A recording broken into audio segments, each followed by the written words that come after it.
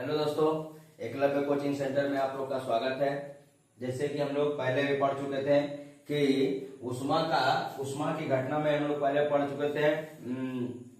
उष्मा की घटना किसी प्रकार घटती है, ठंडी वस्तु, गर्म वस्तु, ये सब पहले के वीडियो में हम बता चुके थे। उसमें भी हम लोग देखे थे कि पदार्थ के तीन अवस्था, ठोस, द्रव, गैस जो होता है, तो उसमें अलग अलग उसमें प्रसार होता है सबका। उसमें प्रसार ठोस के कुछ अलग उदाहरण देखे थे, द्रव का कुछ अलग देखे थे, गैस के कुछ अलग अलग उदाहरण को देख करके हम लोग अलग अलग प्रकार से उसको समझे थे।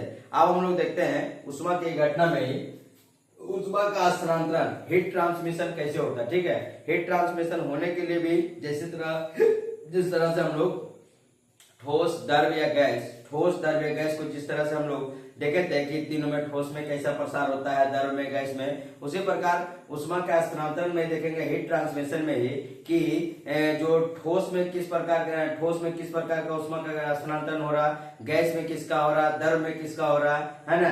तो उष्मा के स्थानांतरण की तीन विधियां होती है, जिसमें हम लोग जानते हैं कि पहला होता है चालन विधि, संवहन विधि और विकिरण विधि। चालन विधि, संवहन विधि और विकिरण विधि। और उसमें देखते हैं कि चालन किसमें होता है, तो चालन जो होता है ठोसों में होता है, द्रव और गैस में क्या होता है, तो संवहन होता है। और विकिरण जो होता है कि डायरेक्ट जो हम लोग को किसी चीज क्या हो जाए, प्राप्त हो जाए। जैसे सूर्य से डायरेक्ट हम लोग का जो उष्मा प्राप्त होता है, सूर्य से जो मान रोशनी प्राप्त होता है, सूर्य से जो प्रकाश प्राप्त होता है, तो क्या है, डायरेक्ट विकिरण विधि का ही उदाहरण है। ठीक है ना। और ठोस वगैरह में क्या होता है कि चालन वगैरह में कि कोई भी वस्तु अणु को थोड़ा थोड़ा एक एक करके गर्म करके, जैसे कि हम लोग देखते हैं कि जब खाना वगैरह बनाते हैं या तो चूल्हा वगैरह जो जलाते हैं, जो लोहा का चूल्हा रहता है, तो चूल्हा को जब जलाते हैं तो उस समय ना तो चूल्हा गर्म रहता है और ना तो उसका जो पकड़ने वाला डंटी होता है वो गर्म होता है। ठीक है ना, हम लोग तो पकड़ने वाला को डंटी बोलते हैं, तो वो गर्म होता है। लेकिन क्या होता है कि धीरे धीरे जैसे ही उसमें ताप आता है, हम लोग जब गोईठा डालते हैं, कोयला डालते हैं या तो लकड़ी डालते हैं, तो धीरे धीरे क्या होता है कि चूल्हा गर्म हो जाता है। जब चूल्हा गर्म होता है तो उसके साथ साथ में,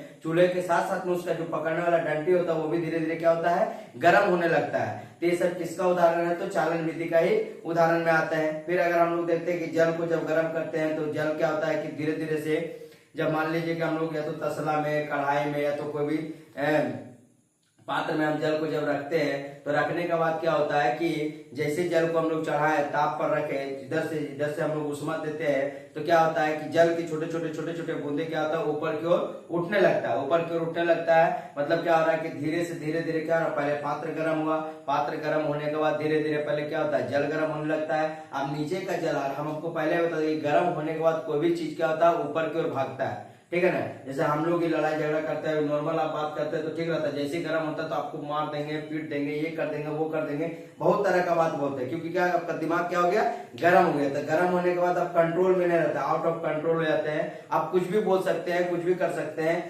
ऐसा चीज होता है। इसलिए हमेशा मानव जीवन में आप ठंडक बना करके रखें। ठीक है, ठंडक बनाने से क्या होता है कि आप हमेशा नीचे दब के ही रहेंगे, लेकिन बेटर ढंग से रहेंगे, बेटर ढंग से चलेंगे आगे। क्योंकि आज तक आप जितना भी देखने के लड़ाई झगड़ा योग्य का चीज नहीं है, वो हमेशा क्या करता है, तो गर्म होने के बाद कोई भी चीज क्या होता है, वो विनाशी करता है, अच्छा नहीं हो सकता। तो संवहन में भी अगर हम लोग जाते हैं तो क्या होता है कि गर्म होने के बाद वस्तु क्या होता है, ऊपर उठता है, तो नीचे का वस्तु ऊपर उठेगा, नीचे का जल जो ऊपर उठेगा तो क्या होगा, बुलबुला बनाएगा। लेकिन जब ऊपर का वस्तु जब तक ठंडा रहता है तब तक ऊपर उठता है तो बुलबुला बनाता है। जब नीचे और ऊपर और पात्र जब सभी गर्म होता है तो क्या होता है, खोलने लगता है, और खोलने के बाद क्या होता है, भाप के रूप में बनने लगता है। जो वही भाप क्या होता है, गैस के रूप में होता है। तो संवहन में क्या होता है, द्रव भी होता है और क्या होता है, गैस भी होता है। अब विकिरण जो सूर्य से डायरेक्ट हम लोग को जो प्राप्त होता है वो क्या होता है, विकिरण होता है। अब इसका आगे में एक करके समझते हैं। बोला कि उष्मा का स्थानांतरण, उष्मा का स्थानांतरण किसे कहते हैं, किसी एक वस्तु से दूसरी वस्तु में, किसी एक वस्तु से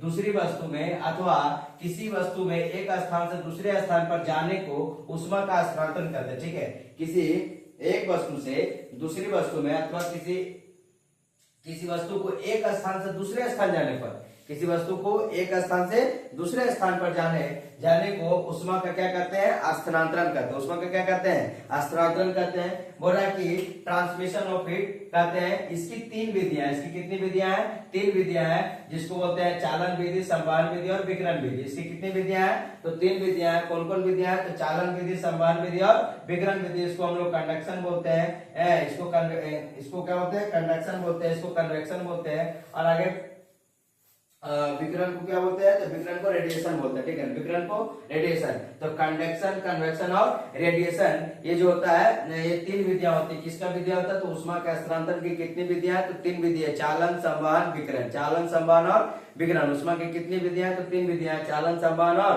विकिरण होता है। बोला कि पहले हम लोग देखते हैं चालन या परिवहन। चालन या परिवहन मतलब परिवहन कर रहा, मतलब परिवहन तो क्या है? हम लोग वहन कर रहे हैं, माने ऊष्मा का स्थानांतरण कर रहे हैं, ठीक है। वरना ऊष्मा संचार की वह विधियां, ऊष्मा संचार की वह विधि जिसमें ऊष्मा का स्थानांतरण पदार्थ के कणों, ठीक है, ऊष्मा का स्थानांतरण पदार्थ के कणों माने अणु के द्वारा होता है। पदार्थ के कण या तो किसके द्वारा होता है? अणु के द्वारा होता है। चालन किसे कहते हैं? तो ऊष्मा संचार की वह विधि, ऊष्मा संचार की वह विधि जिसमें ऊष्मा का स्थानांतरण पदार्थ के कणों अणुओं द्वारा होता है। प्रत्येक कण अपने आसपास वाले कणों को ऊष्मा देता है। प्रत्येक कण जो होता है अपने आसपास वाले ऊष्मा को, प्रत्येक कण अपने आसपास वाले कण को ऊष्मा देते हैं। इन अणुओं का, इसमें अणुओं का स्थानांतरण नहीं होता है, इसमें अणुओं का स्थानांतरण नहीं होता है। इस प्रकार ऊष्मा का संचार ठोस वस्तु में होता है। देख लीजिए, ऊष्मा का संचार कौन वस्तु में होता है? ठोस वस्तु में। ऊष्मा का संचार जो होता है किसमें? चालन अगर किसमें होगा तो ठोस वस्तु में होगा। चालन किसमें होगा? ठोस वस्तु में होता है। फिर से बोलते हैं एक बार, ऊष्मा संचार की वह विधि जिसमें ऊष्मा का स्थानांतरण पदार्थ के कणों, मतलब ऊष्मा का स्थानांतरण होता है लेकिन किसके द्वारा? अणुओं द्वारा, उसके कणों के द्वारा होता है। प्रत्येक कण अपने आसपास वाले कण को ऊष्मा देता है। इसमें अणुओं का स्थानांतरण नहीं होता है। इस प्रकार का ऊष्मा का संचार कहते हैं। इस प्रकार का ऊष्मा क्या कहते हैं? संचार कहते हैं। ऊष्मा का संचार कौन वस्तु में होता है? तो ठोस वस्तु में होता है। कौन वस्तु में होता है? ठोस वस्तु में। देख लीजिए, अगर हम एक उदाहरण से समझे तो ये क्या होता है? छोटा जो कण है ये क्या है? ठोस है। ये क्या है? ठोस है।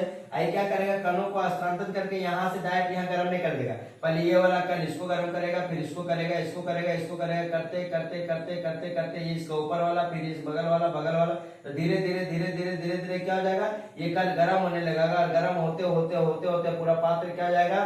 गर्म हो जाएगा। जैसे लोहा को गर्म करते हैं, या तो मान लीजिए कि हम लोग सब्जी वगैरह जो बनाते हैं, सब्जी बनाते समय हम लोग देखते हैं क्या होता है कि मान लीजिए कि हम लोग कढ़ाई में सब्जी भून दिया और कढ़ाई में अगर रह जाता है, वो क्या बोलते हैं इसको? छोलनी बोलते हैं। तो क्या होता है? जो रह जाता है तो उससे क्या होता है कि क्या होता है कि वो भी गर्म हो जाता है, ठीक है ना। थाली वगैरह में क्या होता है? गर्म होता है। सब किसके कारण होता है? तो ठोस के कारण होता है, चालन विधि के कारण होता है। कौन विधि कारण? चालन विधि के कारण होता है। अगला देखते हैं संवहन, कन्वेक्शन जिसको कहते हैं। और ऊष्मा संचार की वह विधि जिसमें ऊष्मा का स्थानांतरण पदार्थ के अणुओं के स्थान परिवर्तन से होता है, ठीक है। देखिए वहां स्थान परिवर्तन से न हो रहा है, एक अणु से दूसरे अणु, दूसरे से तीसरे, तीसरे से चौथे को गर्म कर रहा था, किसमें? चालन में। लेकिन इसमें क्या कर रहा है कि पदार्थ का स्थानांतरण अणुओं के स्थान के परिवर्तन से होता है। किससे होता है? अणुओं के स्थान के परिवर्तन से होता है। और इसमें पदार्थ के अणु गर्म भाग से उष्मा लेकर के ठंडे भाग की ओर गति करते हैं, ठीक है। गर्म भाग से उष्मा लेकर के किधर गति करेगा? ठंडे की ओर। किधर करेगा? ठंडे की ओर। गर्म वस्तु से उष्मा लेकर के ठंडे वस्तु की ओर गति कर रही है। इस तरह उष्मा का संचार गर्म भाग से ठंडे भाग की ओर होता है। इस प्रकार उष्मा का संचार किसमें होता है? गर्म भाग से ठंडे भाग की ओर होता है। गर्म भाग से ठंडे भाग की ओर होता है। और तथा यह द्रव तथा गैसीय पदार्थ में होता है। संवहन किसमें होता है? द्रव तथा गैसीय पदार्थों में होता है। संवहन किसमें होता है? द्रव तथा गैसीय पदार्थ में होता है, क्योंकि ये उष्मा को एक भाग से दूसरे भाग की ओर क्या करती है? गति करती है। और गति करते रहता है। इस तरह उष्मा का संचार गर्म भाग से किधर होता है? ठंडे भाग की ओर होता है। गर्म भाग से किधर होता है? ठंडे भाग की ओर होता है। जिसके कारण क्या होता है? ये संवहन की क्रिया होती है। जैसे मान लो हम जल को लेते हैं, तो जल का सभी भाग जब ठंडा रहता है तब वहां पे कोई बुलबुला का स्रोत नहीं निकलता, लेकिन जैसे हम उसको गर्म करने चढ़ाते हैं तो कुछ मिनट या कुछ सेकंड, कुछ मिनटों के बाद देखते हैं कि ताप के कारण नीचे का जल गर्म होकर के ऊपर की ओर भाग रहा है, क्योंकि बोल रहा है ना कि गर्म भाग से किधर जाता है? ठंडे भाग की ओर, क्योंकि ऊपर क्या रहता है? ऊपर का जल ठंडा रहता है। तो गर्म जैसे नीचे से गर्म होता है तो ठंडे की ओर जाने लगता है, ठंडा किधर आने लगता है? नीचे की ओर आने लगता है। तो ठंडा गर्म करते करते जब दोनों स्रोत से क्या होता है कि अगर गर्म हो जाता है तो क्या होता है? खोलने लगता है। अब इसके बाद हम लोग देखते हैं विकिरण विधि।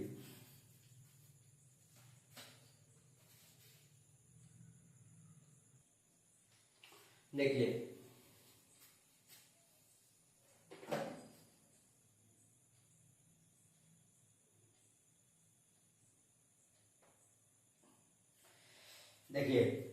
अभी हम लोग चालन उष्मा स्थानांतरण की 3 विधियां, चालन, संवहन और विकिरण के बारे में बात की, जिसमें हम लोग चालन और संवहन के बारे में समझ गए। चालन किसमें होता है, तो चालन ठोस में होता है। संवहन किसमें होता है, तो संवहन द्रव और गैस दोनों में होता है। संवहन द्रव और गैस दोनों में होता है। अब इसका आगे देखते हैं हम लोग विकिरण। रेडिएशन क्या है, पूरा कि उष्मा संचार की वह विधि जिसमें उष्मा का संचार एक स्थान से दूसरे स्थान से, एक वस्तु से दूसरे वस्तु में पदार्थीय माध्यम के बिना ही होता है। बिना कोई पदार्थ के माध्यम के बिना ही क्या होता है, उसे हम लोग क्या कहते हैं, विकिरण करते हैं। और उष्मा संचार की वह विधि, उष्मा संचार की वह विधि जिसमें उष्मा का संचार एक स्थान से दूसरे स्थान तक, उष्मा संचार की वह विधि जिसमें उष्मा का संचार एक स्थान से दूसरे स्थान तक, एक वस्तु से दूसरे वस्तु में पदार्थीय माध्यम के बिना ही होता है, पदार्थीय माध्यम के बिना ही होता है, उसे हम लोग क्या कहते हैं, विकिरण कहते हैं, उसे रेडिएशन कहते हैं। उसे क्या कहते हैं, रेडिएशन या विकिरण कहते हैं। बोला कि ये रेडिएशन और विकिरण क्या होता है, तो देखिए चालन तथा संवहन द्वारा उष्मा का स्थानांतरण धीरे धीरे होता है। चालन तथा संवहन के द्वारा उष्मा का स्थानांतरण धीरे धीरे होता है। चालन तथा संवहन के द्वारा उष्मा का स्थानांतरण धीरे धीरे होता है, परंतु विकिरण के द्वारा उष्मा प्रकाश की चाल से रूपांतरित होती है। परंतु विकिरण द्वारा उष्मा प्रकाश की चाल से क्या होती है, रूपांतरित होती है, प्रकाश की चाल से रूपांतरित होती है। इसके अतिरिक्त चालन और संवहन में उष्मा स्थानांतरण का मार्ग टेढ़ा मेढ़ा हो सकता है। इसके अतिरिक्त चालन और संवहन में उष्मा स्थानांतरण का मार्ग क्या हो सकता है, टेढ़ा मेढ़ा हो सकता है चालन और संवहन में, परंतु विकिरण के मार्ग सरल रेखा में होता है। विकिरण का मार्ग क्या होता है, सरल रेखा। देखिए सबसे बड़ी बात, चालन और संवहन में जो उष्मा का स्थानांतरण होता है क्या होता है, धीरे धीरे होता है। ये टेढ़ा मेढ़ा भी हो सकता है, लेकिन विकिरण में तेजी से होता है, और ये टेढ़ा मेढ़ा ना होकर के क्या होता है, एक सरल रेखा में होता है। यही कारण है कि धूप में छाता लगाकर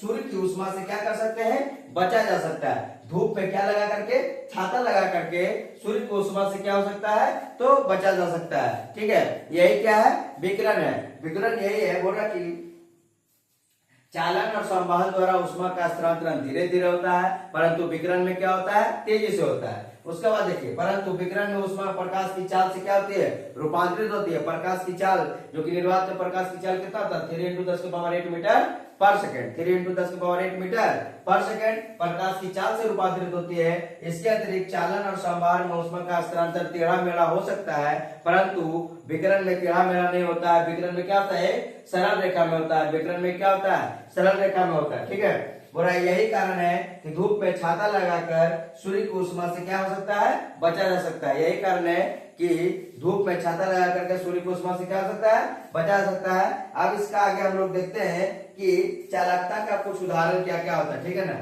चालकता का कुछ उदाहरण देखेंगे, उसके बाद ये वीडियो क्या हो जाएगा, यहीं पे समाप्त हो जाएगा। एक चैप्टर यहीं पे समाप्त हो जाएगा। इसके आगे चैप्टर में, इसके बाद हम लोग इसका क्वेश्चन आंसर को 1 या 2 वीडियो में पूरा क्लियर कर लेंगे। उसके बाद एक चैप्टर आता है जो 5 नंबर का है, लाइट, उसको हम लोग आगे देखेंगे। पहले हम लोग चालकता के बारे में बात करते हैं।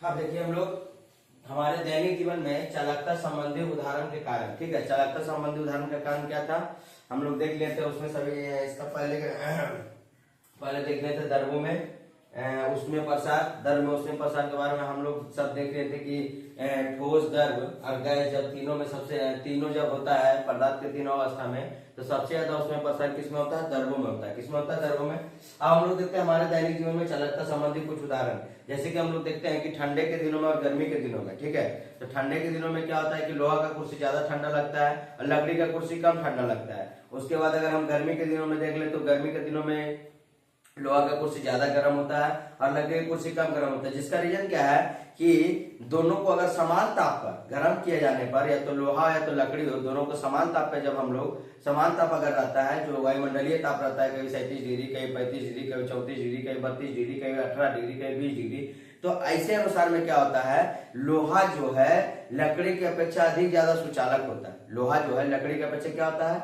अधिक ज्यादा सुचालक होता है, जिसके कारण क्या होता है कि लोहा उष्मा को ग्रहण बहुत जल्दी कर लेता है और लकड़ी क्या होता है, धीरे धीरे करता है। दोनों को समान ताप पे भी रखे तो लोहा क्या होगा, जल्दी ठंडा, ठंड के दिनों में अधिक ठंडा लगेगा और गर्मी के दिनों में क्या होगा, अधिक गर्म लगेगा, लेकिन लकड़ी इसकी मात्रा में कम लगता है दोनों को एक ही ताप पर रखना, क्योंकि लोहा जो है लकड़ी से ज्यादा सुचालक है, ठीक है ना। लकड़ी क्या है, कुचालक है, लकड़ी क्या है, कुचालक है। तो ऐसे कुछ उदाहरण इसमें भी देखते हैं। बोला कि बर्फ की सिल्ली को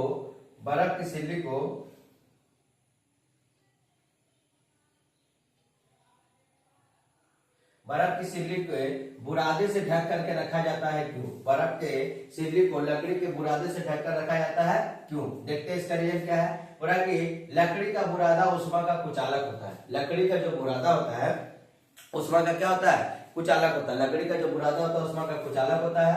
बर्फ की सिल्ली को लकड़ी के बुरादे से ढक देने पर बर्फ को बाहरी उष्मा नहीं मिल पाती है। बर्फ की सिल्ली को लकड़ी के बुरादे से ढक देने पर बर्फ को बाहरी उष्मा नहीं मिल पाता है, क्योंकि क्या होता है, लकड़ी बुरादा उष्मा का क्या होता है, कुचालक होता है। लकड़ी का जो बुरादा होता है उष्मा का क्या होता है, कुचालक होता है। इसलिए बर्फ की सिल्ली को लकड़ी के बुरादे से ढक देने पर बर्फ की बाहरी उष्मा नहीं मिल पाती है, जिसके फलस्वरूप बर्फ जल्दी नहीं पिघल पाता। बर्फ क्या होता है, जल्दी पिघल नहीं पाता है। मान लीजिए कि बर्फ जल्दी नहीं पिघल पाता। अब इसका आगे देखते हैं कि जाड़े में ऊनी वस्त्र का प्रयोग क्यों किया जाता है। ठीक है, जाड़े में ऊनी वस्त्र का प्रयोग क्यों किया जाता है। तो जाड़े में ऊनी वस्त्र का प्रयोग करने का रीजन क्या है कि ऊनी वस्त्र प्राय पशुओं के बाल से तैयार किए जाते हैं। ऊनी वस्त्रों को किससे तैयार किए जाते हैं, तो पशुओं के बाल से तैयार किए जाते हैं, जो उष्मा का क्या होता है, कुचालक होता है। उष्मा का क्या होता है, कुचालक होता है। उष्मा के कुचालक होने के कारण साथ ही साथ ऊनी वस्त्रों को धागों में वायु भरी रहती है। ऊनी वस्त्र के धागों में क्या भरी रहती है, वायु भरी रहती है। जिसका रीजन क्या है, क्योंकि ऊनी वस्त्रों को किसके बाल से तैयार किया जाता है, तो पशुओं के बाल से तैयार किया जाता है, जो उष्मा का क्या होता है, कुचालक होता है। साथ ही साथ ऊनी वस्त्रों को धागों में वायु भरी रहती है। ठीक है, और वायु जो क्या होता है, उष्मा का कुचालक होता है। वायु क्या होता है, उष्मा का कुचालक होता है। तो वायु भी उष्मा का कुचालक होती है। अतः ऊनी वस्त्र ना तो बाहरी उष्मा को अंदर प्रवेश करने देता है, ऊनी वस्त्र जो है ना तो बाहरी उष्मा को अंदर प्रवेश करने देता है, ना अंदर वाला उष्मा को बाहर निकलने देता है। ठीक है, तो अतः ऊनी वस्त्र ना तो बाहरी उष्मा को अंदर प्रवेश करने देता है, ना ही शरीर के उष्मा को बाहर ही निकलने देता है। फलस्वरूप हमारे शरीर का तापक्रम स्थिर बना रहता है। फलस्वरूप हमारे शरीर का तापक्रम क्या होता है, स्थिर बना रहता है। तथा जाड़े में बाहरी ठंडक से हमारे शरीर को क्या करता है, रक्षा करता है। जाड़े में बाहरी ठंडक से हमारे शरीर को क्या करता है, रक्षा करता है। इसलिए हम लोग ठंडे के दिनों में, जाड़े के दिनों में ऊनी वस्त्र का प्रयोग करते हैं, क्योंकि वो क्या होता है, वायु जो होता है उष्मा का कुचालक होता है। ना तो बाहर का वायु हमारे शरीर के अंदर में आएगा, बाहर के उष्मा हमारे शरीर के अंदर जाने देता है, ना तो अंदर का उष्मा बाहर जाने देता है, जिससे क्या होता है, हमको गर्म महसूस होता है। क्योंकि हम लोग का भी तो खुद का टेम्परेचर है, हम लोग का टेम्परेचर कितना होता है, 37 डिग्री सेल्सियस होता है। हम लोग के शरीर में भी उष्मा होती है, जिसके कारण ये चीज होता है। तो आपका ये चैप्टर क्या हुआ, समाप्त हुआ। अब इसके क्वेश्चन आंसर हम लोग आगे वीडियो में देखेंगे। ठीक है, इसके लिए धन्यवाद। और अगर आपको अच्छा लगे तो आप इसको जरूर आगे बढ़ाइएगा और दोस्तों को भी सहायता कीजिएगा। इसके लिए धन्यवाद।